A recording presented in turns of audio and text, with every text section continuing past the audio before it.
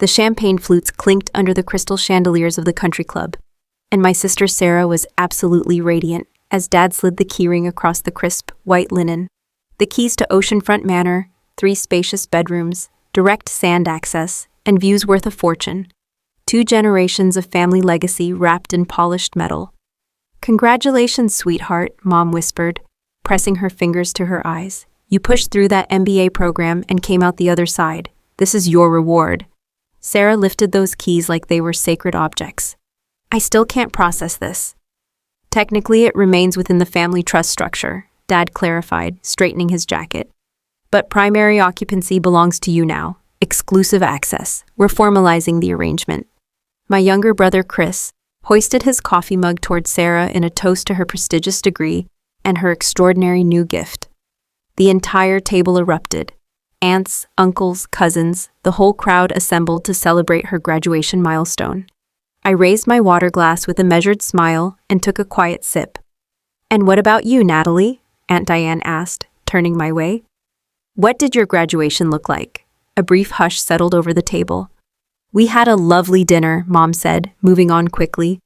"We were incredibly proud, though that was 7 years ago now. I'd walked across a state university stage with a finance degree and not much ceremony. No fanfare, no oceanfront property, just pasta at Olive Garden and an envelope with $500. Sarah, meanwhile, had glided through a top-tier private MBA program, entirely bankrolled by our parents, and was now being handed a multi-million-dollar coastal estate. "It's a different context entirely," Dad said, his tone drawing a line under the subject. "Sarah is stepping into the family business. She needs a space to host clients, build professional relationships. The property is a strategic investment in her future." "And honestly," Sarah added, barely glancing up from her phone, "I'm already envisioning the upgrades. The kitchen needs a full overhaul, the deck could be doubled in size, and the furniture has to go. I want to host my first client dinner within the month." "Whatever the vision is, we'll fund it," Mom said warmly. "The space should feel like you." I stole a glance at my phone beneath the table edge. 11:47 in the morning, 13 minutes remaining, 13 minutes before everything realigned. My screen had been lighting up all morning with messages from my attorney, my financial advisor, and the trust administrator. Everything was tracking perfectly. Years of patient preparation were about to crystallize in ways my family couldn't yet conceive.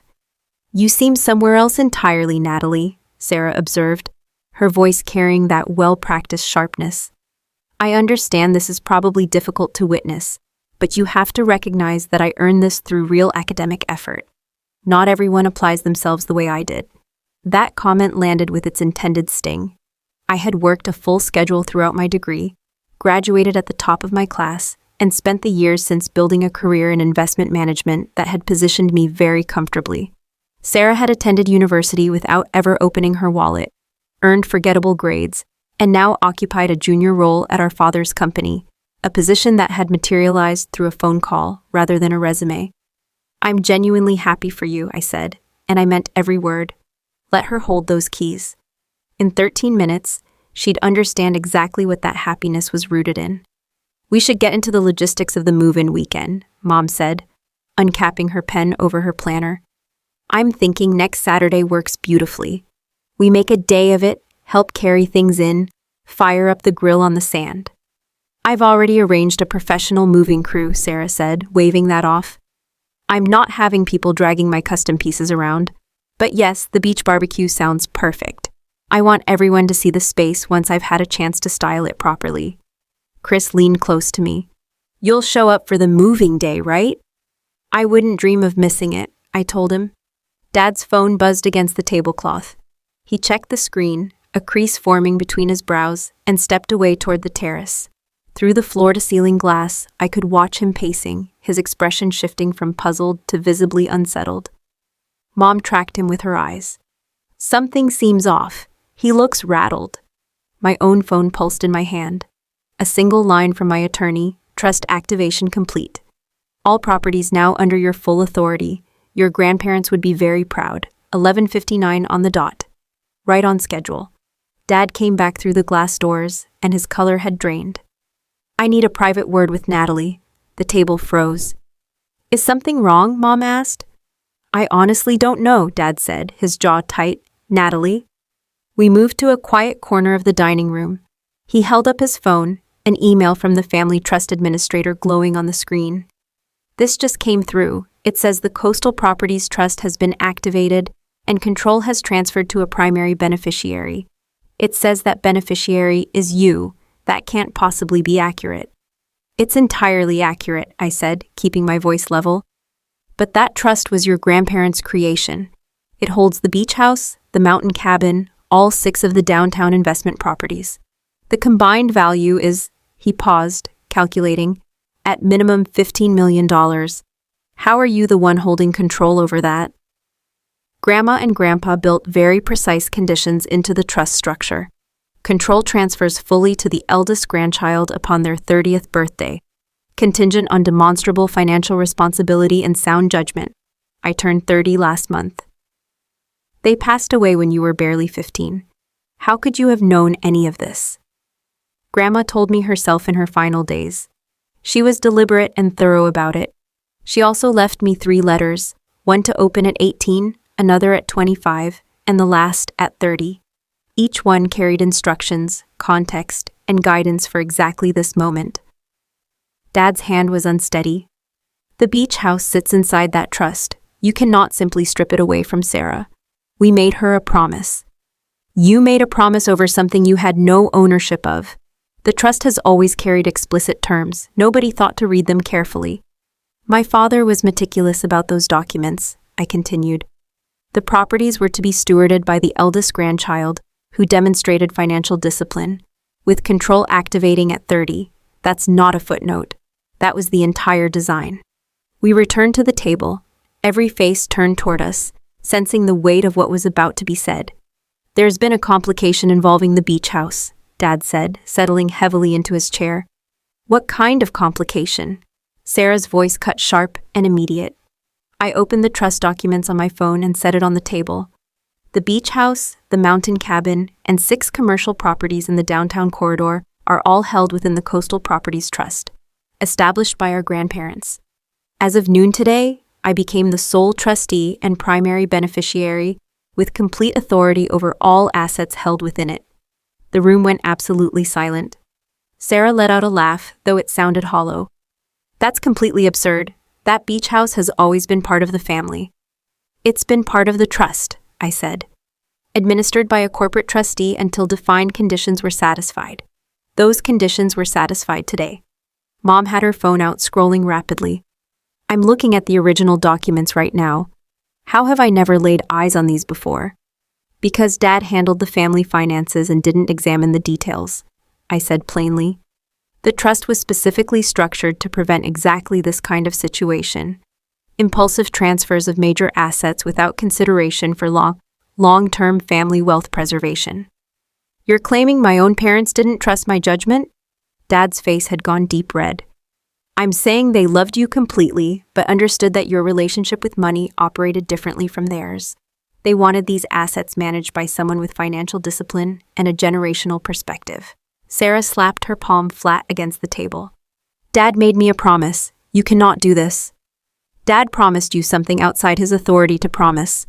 The trust has specified my role for 15 years. I didn't write these rules. Our grandparents did.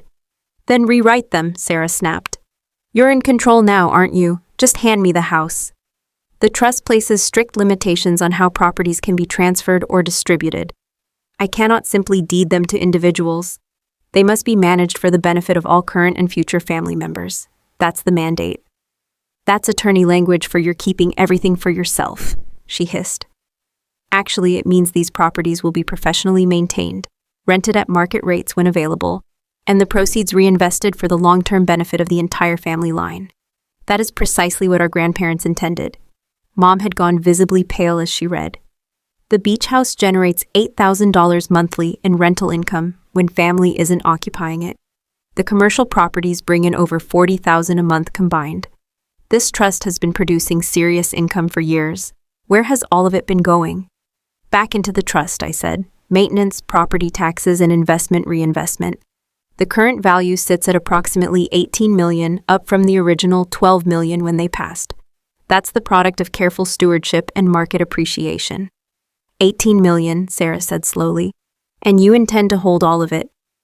I intend to manage all of it.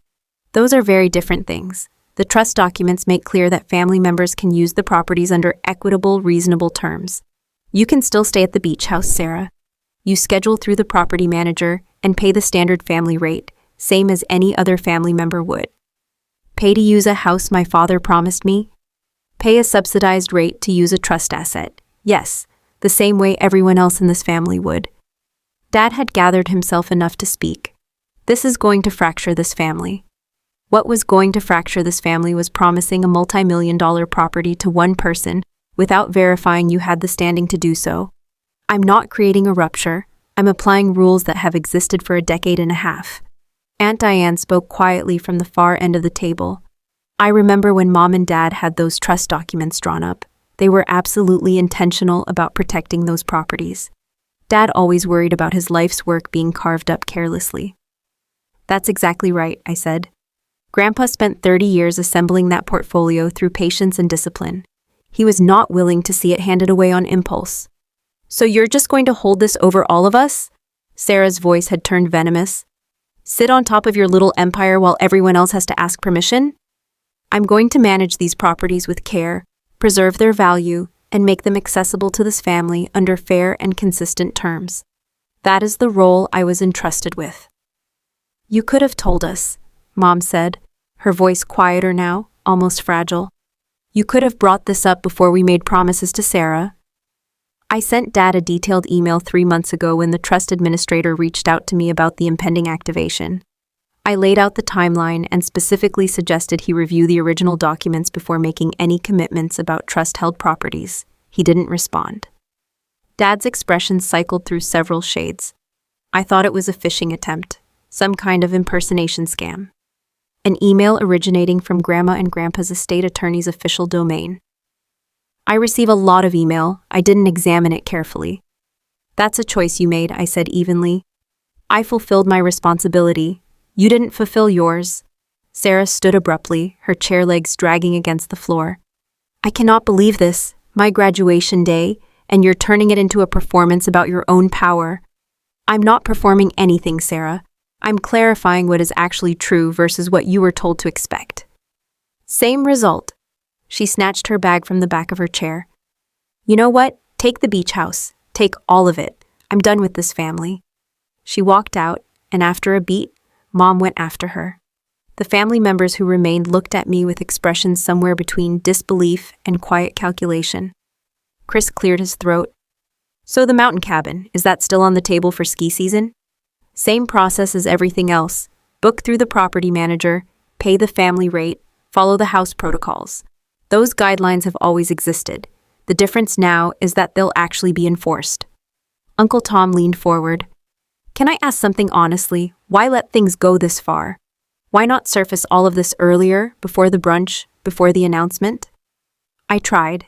The email to Dad, a comment at Thanksgiving, a direct word to Sarah last month about not locking in plans before confirming she actually had rights to the property. Nobody engaged with it because it inconvenienced their assumptions. But you knew this moment would be painful for Sarah, Aunt Diane said softly. Sarah's pain today comes from having built expectations on a foundation that was never solid. I'm not the architect of those expectations. She's 26 years old, with a graduate degree in business. Assuming ownership of a multi-million-dollar property without reviewing a single title document should be something her education prepared her to question. Chris was doing the math on his phone. Year-round average rental income on the beach house alone is around $75,000 after expenses. And you're going to keep it generating? That's what it's built for. When family uses it, we pause the rental calendar for that window. When it sits empty otherwise, it earns. That's what our grandparents built it to do. Seems reasonable to me, Chris said. It's what they always wanted. These weren't meant to be free vacation homes sitting idle. They were investments meant to grow and serve the family line over time. My phone buzzed. The property manager checking in about the security code update and the beach house booking calendar. I replied simply, keep it on the rental schedule, family members at the standard rate, no exceptions to that policy. Around the table, a few relatives spoke under their breath about how Grandma and Grandpa would have approved. But the sound of Sarah's voice as she left, and the look in my mother's eyes rode with me all the way back to my townhouse. The one I had saved for and purchased entirely on my own. That evening my father called. My attorney has reviewed everything. He says the structure is airtight. I have no grounds to challenge it. I know. Sarah won't return my calls. She says I humiliated her. You made a commitment you weren't in a position to make. Your mother thinks you planned this specifically to make us look foolish. I warned you. You chose not to engage with that warning. I didn't think you were carrying this kind of weight. I still saw you as the daughter who got the envelope with $500. A long pause. And now I see you're the one they actually trusted. They loved you, Dad, but they wanted someone in that role who would protect what they built rather than give it away. So what does life look like from here? I run the properties by the terms of the trust. Every family member has equal, fair access under the same conditions. Sarah can book the beach house the same as anyone else. She won't. That's her decision to make. He was quiet for a moment. What else did your grandmother's letter say? That this would be one of the hardest things I'd ever do. That family would push back hard. That I had to protect the legacy, even when the people I loved were the ones asking me to abandon it. Dad's voice came out softer than I'd heard it in years. She knew you better than I did, it seems. That night I unfolded her final letter one more time. Her handwriting still steady, still certain. Do not surrender to guilt. We built this as a gift to every generation that follows, not as a resource to be spent in a single afternoon. You are the keeper of this legacy now. Hold the line. I held the line. Sarah received nothing that day beyond a hard lesson. I received the stewardship of something worth $18 million. And somewhere I was certain my grandmother was at peace.